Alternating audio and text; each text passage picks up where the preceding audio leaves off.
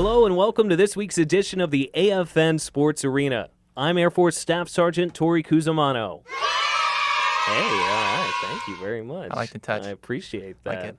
I'm filling in as host for Jancy Ellis, normally the host of the AFN Sports Arena. And joining me on today's show, in my normal spot, lifelong Boston fan and my good buddy, Joey. Hey there, Tory. I appreciate it. I didn't know this was your spot. Oh, come on. No, I mean, I'm usually the co-host, you know. Oh, what I okay. mean? So we're like, it's like flipping spots here. So I'm sitting in for Jancy, and you're like me. Oh. So you have to be a total homer all the time, which you are, so it'll be good. Got it. That's what I normally do. And better with sports. Got it. Okay. So the pressure's on. Sick burn. Now people That's are a like, sick well, that burn other right dude there, was man. better. Let's have them all three. Lifelong Boston sports fan, but you're not from Boston. You're from Rhode Island. Yeah, it exists. A lot of people think we're like a unicorn. You know, I go and travel, and people think Rhode Rhode Island Islanders. is Long Island. Right, exactly. So you're an Islanders fan. And you're like, no, that's not even close. No. And stay. No. No, yeah, Rhode Island. And, I mean, obviously New England, so everything Boston. And now you're a airman. You're a member of the United States Air Force. What unit are you with? I am. I'm with the 18 OSS. I do aircrew flight equipment for them for the heavy ops side. Very cool. You guys have fun down there? Yeah, it's fun. It's definitely interesting. It's busy, so busy's always good. Helps days go by quicker for football Sunday. All right, man. Well, hopefully we don't give you too hard of a time while you're here. I know you're a Patriots fan, and I'd love to give you all of the crap for that, but hey, you guys, world champs. Yeah, I hear you. I appreciate World champs, man, so I can't be too mad at it. It's all right. I'm not your typical Pats fan. I'm not going to boast all session about it, so don't worry. Mhm. We'll talk see. about your awesome Yeah, Broncos. We'll see what happens here. So some big questions were answered this past weekend on the high school gridiron. We welcome now from Pacific Stars and Stripes, Dave Ornauer. All right, Dave, thank you so much for joining us this morning. You're up on mainland today. You're excited for some high school football this weekend. We got a big game. Kadena Panthers visiting EC Kinnick. What can you tell us about this matchup? Wow. That's all I can say is wow. This is going to be one for the ages, almost a de facto semifinal, because you have a Kadena team, 5 Far East championships in their belts, and going for their 10th Far East Division I championship game berth. Definitely familiar territory for them, whereas Kinnick has its share of Kanto Plain championships and Odia Japan finals, but they have never been to the show. And for Kadena, go ahead. And until this season, Kinnick had never won on Okinawa until they took Kubasaki in their house. And in terms of individual talent, both of these teams have depth in the line, depth in the backfield, speed and experience in the backfield. The two quarterbacks, 2 4-year starters. How often do you see that? Senior Casey Walker for Kinnick, senior Cody Sago for Kadena. These guys are very familiar with each other. They've seen each other in Far East baseball tournaments for 4 years running. You've got bruising power in the backfield in Harry Cheng of Kinnick, Uriah Morris of Kadena. You've got speed in each backfield. Andrew Uretti and Aaron Peterson for Kinnick, and Eric McCarter for Kadena. So, to me, at least on paper, it's a pretty even battle. It's the peak, Dave, as far as high school matchups in the Pacific go. This is the biggest game that you could ask for during the regular season. And during the regular season, it almost behaves as a playoff game. Certainly, you talked about the standings and how the winner of this game will be affected there, and it's definitely a huge game that we really look forward to. Now you mentioned you're talking whoever wins this thing is in the driver's seat to host the D1 final the weekend of October 27th and 28th. Whoever loses this game, well, they still have defending champion American School in Japan breathing down their back. Now, Dave, Kinnick, you mentioned their lack of success in the Pacific as a whole. Won a couple of Kanto Plain titles. How motivated are they this week, you think, to knock Kadena off of that top? I'd say both teams are laser focused. They are honed to an edge. I mean, both of these teams are just ready to throw everything that's gone before out the window and just focus on what's in front of them. You know, you talk about laser focus. I have not seen two teams, that are headed into a battle like this in a very, very long time. Well, that's very good stuff, Dave. That's a big high school matchup that we're looking forward to seeing the results of this weekend. You can always check out Pacific Stars and Stripes, Dave. You post updates from those games as they happen each week. Just follow us at stripes.com. Online 24/7. We'll have that stuff almost live. Well, thank you so much for joining us this week, Dave. We looking forward to talking to you next time. Take care. All right, thanks for joining us, Dave, and we'll jump straight from high school into the pros now. Major upsets last week in the NFL, Joey. Jaguars 44, Ravens 7, Tennessee 33, Seattle 27, and Washington over Oakland 27-10. What do you think was the biggest upset out there? Definitely probably the Jaguars-Ravens games in London. Yeah. I think What was going on there, man? Blake Bortles dropping dimes all over that vaunted Ravens D. I'm gonna admit it. It's probably because that's their home field. They've played, 5 games in a row Jaguars? now overseas in London? I don't think the Ravens were ready for the travel. But I'm also not ready to blame the loss on that. You know what I mean? I'm not blaming any loss. I'm just going to say that the Jaguars have been there for 5 years. They know how to play there. They know how to deal with their schedule. Yeah. They're 5-0 there. So if you want to bring anyone over, you don't call it an upset anymore. They're 5-0. NFL Europe is gone, man. The Jaguars closest thing they got to a squad. Exactly. They're slotted, I think, for either 2 more years or something on their contract to keep playing out there. So who knows? Baltimore, I mean, what is going on? Joe Flacco wins a Super Bowl in 2012, becomes this super high-paid quarterback, and they expect him to do all these things. And now the once power duo of him and John Harbaugh seems like it might be in trouble in Baltimore. It does. I mean, once they had that defense back then when they won the Super Bowl, as much as I don't like, their defense with Terrell Suggs and then Ray Lewis. Ray Lewis, of course. Of course, but they had a defense. If they have a defense, and obviously they can win championships, you can have anybody. I mean, Peyton Manning that one year when he won with their awesome defense. Right. So I think when that happened, they wanted to pay him so much money just to get him like, hey, you're going to be our quarterback of the future. And then they didn't realize, hey, we also need a defense to stop people because you're no Tom Brady, you're no Aaron Rodgers. You can't put up 40 points on the spot. What about these other games, though? Tennessee was not supposed to be that good. I mean, Marcus Mariota, he's a good young quarterback. He's got some mobility to him, but beating Seattle, although it seems like Seattle in past years has had some early season troubles. They have. I mean, it's a lot of people are still trying to figure themselves out. It's only the first quarter of the season, so we're going into week 4 here. Seattle is Seattle. They always, they stumble in the beginning. I always cheer because I don't want to see them in the playoffs again. But then they come to their defense really steps up because that's their bread and butter. You don't want to see them in the playoffs. I never want to see them. I'm sick and tired of especially Seahawks and the Patriots. A Super Bowl rematch. It's like the Yankees and the Red Sox always going neck and neck. It's a good series, but I mean, I'd rather just have an easy win sometime. Oh yeah, as a fan of that team, I'm sure, but it's good for football. Those teams. It is, and especially that year the Panthers and Broncos went. It was still nice to see, and then obviously cheer for the Broncos because Panthers were riding that. But that's what I'm talking about. But yeah, it's true. Tennessee is definitely. I mean, I was watching during the preseason. Mariota was back, so. He's looking pretty good, man. I'll tell you, there's a high ceiling on a lot of these young quarterbacks. Him, Jameis Winston down in Tampa Bay, they're both playing pretty well in the early going here. Yeah, and then if you even got Carson Wentz, he's starting, and Jared Goff. Throw him in there. Jared Goff playing a lot better this year so far. The Rams have been putting up a lot of points. They have, and that's a lot of teams. And that's, as a true football fan, it's kind of cool to start seeing all this because look at even Andrew Luck, who everyone was so hyped about. Now look at off injured, and look who steps up. Made of glass. Jacoby Brissett. Yeah, Jacoby Brissett. We'll see if he sticks around, though. Andrew Luck should be back in a couple weeks. He should. But I was just talking with Jancy a couple weeks ago on the podcast about how there's no, heir apparent. There's no generation of really good young quarterbacks ready to step up and fill the void left by Peyton Manning and that will eventually be left by Tom Brady, Ben Roethlisberger, Aaron Rodgers. Who's the next guys? And you're seeing these young quarterbacks step up. It's pretty cool. It is, yeah. I was thinking that the other day. I mean, obviously, age is going to get everybody, so Aaron Rodgers will have to retire. Tom Brady, Big Ben was talking about it this year. And I was thinking about the Steelers as, competition in the AFC. Who is going to go in for the Steelers when Big Ben gets hurt or when he leaves?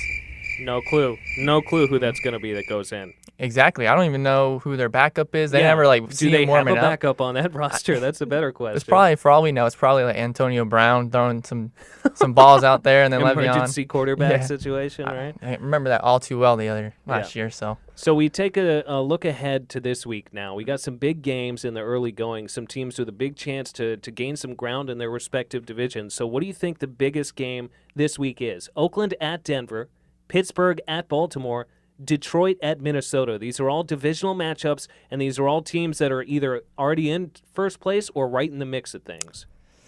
I'm going to have to say Oakland at Denver. Yeah, man, that's what I'm talking about. Yeah, that's the big. I think that's it. I mean, granted, it's because I'm a Broncos fan, but truly, the AFC West might be the best division in football this year again. Oh, no doubt. The Chiefs already 3-0. The Broncos and the Raiders both coming off of tough losses last week at 2-1. And whoever loses this game is going to be in a pretty significant hole against those other two teams in this division. Exactly. That's what I was thinking, too, because you have the Chiefs who are just on fire right now, riding Kareem Hunt. And then Alex Smith is killing it, too. My fantasy team is riding Kareem Hunt. Man, talk about coming out of nowhere. Yeah, I was like, when they beat the Pats, I was like, who is this guy and is he available? And he was not. So I was like, well, I guess I'll have to settle for Tyreek Hill. But the Oakland-Denver game is definitely going to be great to see. I believe in the big Pittsburgh and Tomlin curse. He always loses on the road to bad teams. Yeah. So I think they're going to brush it off, and then they're probably going to demolish Baltimore, in my opinion. So they'll be okay. But the Oakland-Denver is going to have it's going to have a bigger impact, I think, because think about who else has to play Oakland and Denver. Because if you start talking that division is going to be so high up, then you're looking home field advantage in the long run. Yeah. And then also the number 2 or number 3 wild card spot, if it all belongs to those guys. I think that the AFC West, whatever teams don't win that division, I think both of those teams are going to be the wild cards for the AFC. But we'll see. A lot can change. It's a long season, and a lot of people are ready to crown Denver freaking kings after demolishing, really, Dallas, and then we went and laid a big fat egg against a very underrated Bills team. But still, it's a game we should have won. And I know Oakland was riding high as well and then lost to Washington, so maybe not as good as advertised. We shall see. We will. It's still young, too. I mean, I think they're going to be just fine. They hit a speed bump like any other team. Obviously, I was riding high off that win against Dallas because, all the Dallas Cowboys fans were quiet. Because the Cowboys are the worst, exactly. Yeah, they are the worst. So. Yeah. I mean, not the Pats. But it is going to be nice to see how it all pans out. Simeon is doing well, but the Oakland at Denver game means a lot more for the other AFC too, for home field advantage, because then if Pittsburgh ever gets upset against Oakland or Denver, it's going to have a huge game when it comes to the playoffs. Well, no matter which team you think is the best or which game you think will be the biggest this week, you can stay tuned to our Facebook page, facebook.com/wave89. Every Thursday we post the schedule so you can catch your team on which channel, what time, when it's going to be aired. So, Joey, there was a huge trade in the NBA this week. The Knicks agreed to part ways with their beleaguered, we'll say nicely, star, Carmelo Anthony, for essentially what amounts to a couple of pieces of chicken and a lollipop they found on the floor. I was shocked at what they got back for. It was essentially nothing. Yeah. They were just like, here, just take Oklahoma City, just take our player. Kind of reminds me of like, after Brock Osweiler failed on 18 teams, they're like, just get rid of him. Just take him. And we signed him. The Broncos signed him as our backup while Paxton Lynch is down for the veteran minimum. He's making like $175,000, which is still, you say that like it's a low amount of money. I'd take that any day. I would take it any day. But it is for an NFL player. That's kind of like, that's like, oh. It's kind of funny how because I saw something saying when the kicker on the Eagles made that 61, the rookie, right? Yeah. Apparently Carson Wentz was mic'd up for it, and he said, if he makes this, I'm going to give him my whole game check. I was like, oh, I wonder how much that's going to be. It was only $13,000 or something. Still, the only $13,000. Yeah, I was like, that's still pretty good. I like to make that. Yeah, I'll take it to make a game-winning kick for sure. Right. So with Melo on the Thunder now, does this trade and acquiring Carmelo Anthony make the Oklahoma City Thunder an immediate threat to the Warriors in the West? I'm going to say not immediate right away, but later on towards the season when they start battling, and especially in the playoffs, they will. So, yeah, immediate this season, just because think about any big three that comes together, you're going to have some issues right off the bat. Sure. Miami didn't do that well right at the outset. No. The Celtics did okay at first, with Ray Allen and Kevin Garnett, but it's going to be crazy to see how well, they merge. First off, Melo's going to have to move to different positions anyway, and then you've got Paul George, and then with Westbrook, who literally put his team on the back last year. Is he going to be, the scorer, the rebound, the assist man, or is he going to be dishing it out? So I'm excited. They are definitely going to give, the Warriors a run for their money. Yeah, they got some pieces in place. Now, I'm not super big on Carmelo Anthony. He played for the Nuggets for 7 years. We made it to the Western Conference Finals once. He's a brilliant offensive player. He's kind of a punk, and he's not a good defender. He's not a winner. No. He won at Syracuse, but since he's joined the NBA, he's won during the regular. He's never won when it counts, and he's had so many up and down seasons with the Knicks. It's like it just feels like it's all about him at this point. And I don't know if he can be part of a team like this and really believe and make that jump to championship caliber. We'll see. I don't wish any ill upon him. I just don't know if he has it in him. Yeah, and I hear you too, but you have to think if he can do it on Team USA and win some golds, I think he'll be able to make this. He'll grow up. Yeah, whatever. He came back in 2008 after he won his first gold medal and was like, I'm a changed man. Cut his hair, cut his braids off and everything like that. We still freaking didn't do anything. He still is. I mean, it is all the Melo show, but you're going to have Russell Westbrook out there and Paul George, and they're going to put him in his place. Like, look, man, this isn't about you. This is about us winning a championship and taking down. And he's getting up there in age now, too, so hopefully he knows enough to take a back seat sort of on the court and sort of in the locker room as well and let those other guys run the team and then just do him as far as the scoring goes. That would be a best-case scenario for Oklahoma City. It will be, especially maybe that's why they got him for pennies, because they're like, hey, this is now your drama show. He's gone out of New York. Right. And then you guys can try and do it. So hopefully the good leaders on that team will sit him down and be like, look, do you want to win a championship or you want to win awards for yourself? And right now this team's about a championship and taking it to the Warriors. So. And then, Joey, this morning, breaking news, speaking of Miami and the big three that they had down there, two of those members reunited now on the Cleveland Cavaliers. Dwayne Wade signed with Cleveland this morning. What do we think? That they did, and obviously the internet is very, they're all a bunch of savages. So following suit, I saw a meme that's like, well, you've got Tristan Thompson with the Kardashian curse. Wade's out with like a broken hip. The guy over at the Celtics, they just got up. Isaiah, he was like, out with a hip injury. And then Wade and, you just have LeBron. LeBron's got his receding hairline. He's like, oh, no, what am I going to do now? So I'm excited, Obviously, it's the Eastern Conference. Everyone just knows the Western Conference is the stronger conference of the two. But it's going to be interesting to see how it boils down with Boston and then, now Cleveland. Yeah, it'll be real interesting, man. Dwayne Wade, he's getting up there in age, like you were saying, and I don't know how much he has left in when he signed with Chicago, I was like, isn't Dwayne Wade like dead? Isn't he 90 years old? Yeah, now? They're filling their team with a bunch of old dudes and injury prone because Rose has been hurt in the past. Isaiah was hurt. Love has been hurt. Everyone's been hurt, and they're all getting up there in age. Love is probably the youngest dude out of the two, or all of them. So it's going to be interesting. I don't know if they're just going to go for the whole championship run now with, stack the team and let's see how it goes. They aren't obviously building for the future. They're building for the next 1 or 2 seasons. Well, the NBA season right around the corner, so make sure you stay up to date at myafn.net. That'll have your full sports schedule so you can catch all those games as far as which channels they'll be aired on and when. Now, Joey, normally we do this live on the air to promote the podcast, but this week I figured we could do it right here on the podcast, this 2-minute drill thing that we've been doing. It's pretty fun. Okay. So I'm going to put 2 minutes on the clock, and I'm going to give us some rapid-fire questions, and we'll both just kind of answer them. Well, just say whatever your heart desires. Hopefully it's better than my 2-minute drill in Madden because I'm awful at that game. Even with Brady, I'm just 2-minute drill and I throw a pick. Nobody's play Madden anymore. Do you play online? No, I can't. I'm not.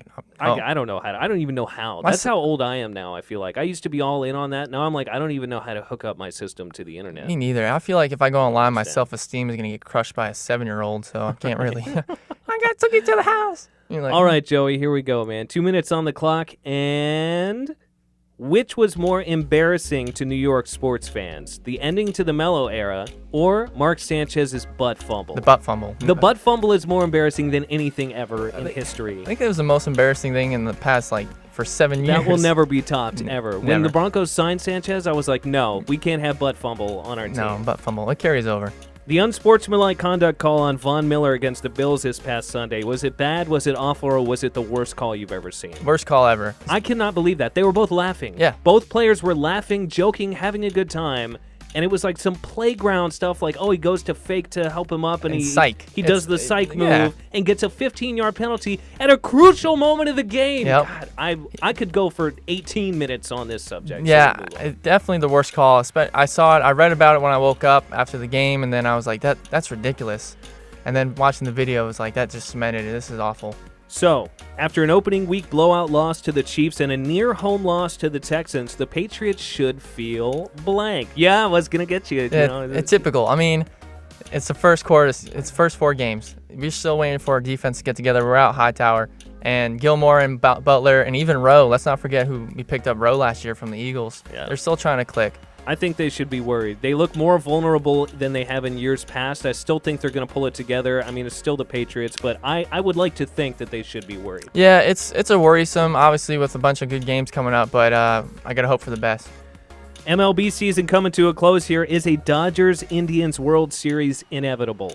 I believe so. It's hard to say that, especially with the Sox going to be in the playoffs. Dodgers been falling off a little bit, man. They have. The Dodgers have been falling off. I mean, if the Cubs are going to get in there, they may obviously ride their happiness from last year, but we'll see. The Dodgers team can catch fire. Your Red Sox, they got a chance if they can hold on. Exactly. Like we talked about all the time, Tories. Make the playoffs, anything can happen. All right, and finally, Odell Beckham Jr. was flagged for pretending to pee like a dog in Philadelphia on the field. Is that the worst touchdown celebration you've ever seen? So when I first saw it, I said yes. But then the more I looked into the research and the meaning behind it, it kind of made more sense. But it's still, for... It just made you raise your eyebrows a little bit. I saw what you said, or I saw why he said he did it, and I guess it made sense. But when you think back, that's the most disrespectful thing I've ever seen on a football field, and that includes the time that Terrell Owens ran out into the Dallas Star and basically took ownership of it while his team was beating them. So I mean, I want to put it back past OBJ, especially they're gonna come in and lose, and then they're just he's all about the OBJ show. So yeah, it was definitely different, but they obviously loosened up the flags this year, but that deserved the flag. All right, Joey, man, thanks for stopping by. I really appreciate you being on the podcast this week. Yeah, man, I appreciate it. How's your fantasy squad doing this year? Pretty good, Konnichiwa is doing well. We're 3-0 this year. I got 3-0, not bad. 3-0. I just picked up Emmanuel Sanders in a trade. I had to get rid of Hill. Ooh. So we'll see. Dude, you got rid of Tyreek Hill? Was it straight up Tyreek for Emmanuel Sanders? Straight up. I wanted a fair trade. So I had Kelsey on the team, and I also had to pick up someone else. And I was like, I'm not going to have 3 dudes from the Chiefs. You don't think it's too early in the year to be making trades? No, I think it's going to be fine. He needed somebody, so I said, hey, this is the best bet. Straight up, Emmanuel for Tyreek. He's got big plays, and obviously I take a hit if Demarius Thomas goes off, then I'm sitting, That's true. a bad spot with Emmanuel. Well, thanks for stopping by again, Joey, and thanks for tuning in to the AFN Sports Arena podcast. Remember, you got to look good to play good. Awesome. Thanks again, Tori.